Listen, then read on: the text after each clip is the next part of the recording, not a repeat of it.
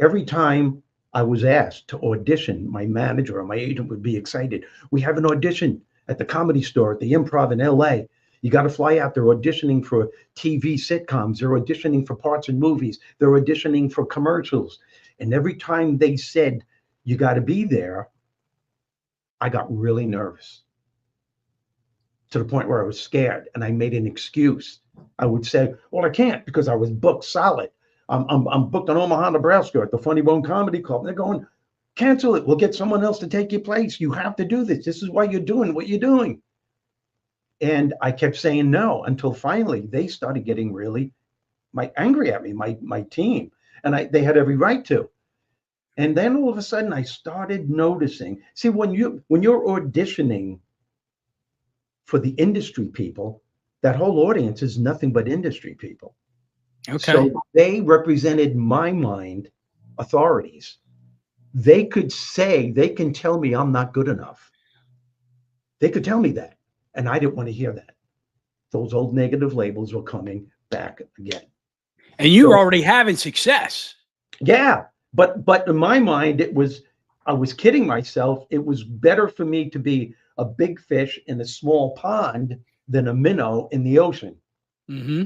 Right? So it's amazing how your brain can just convince you that, yeah, you're doing the right thing. But then all of a sudden I started noticing Eddie Murphy, Tennyson, and Chris Rock, and Rosie O'Donnell, and Drew Carey. Drew Carey was my roommate in LA. They started getting these huge breaks, and I'm wondering, why is an opportunity knocking on my door? And I'm realizing, oh my God, it has been. I was just afraid to open the door. And I got so upset with myself. I mean, spiraled into a depression. And then after the depression was over, I decided to go on a self-help quest to better myself. I read every book that you could think of. I went on spiritual seminars. I started reading the Bible. I went to Tony Robbins seminars religiously. And it was at a Tony Robbins seminar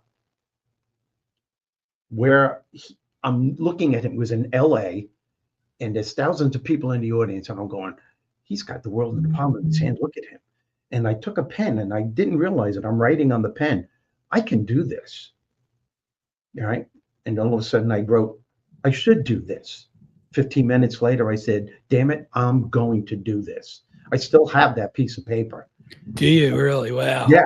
And that's when I made this pact with myself. And I started delving into how to get into the motivational business. And slowly but surely, step by step, I did. I left the comedy business. Everyone thought I was crazy. My management team was begging me to see a psychiatrist because they thought I was leaving at the pinnacle of my career. And I was. And I started doing both, but it just wasn't working. I finally had to leave. And it was the best thing I ever did.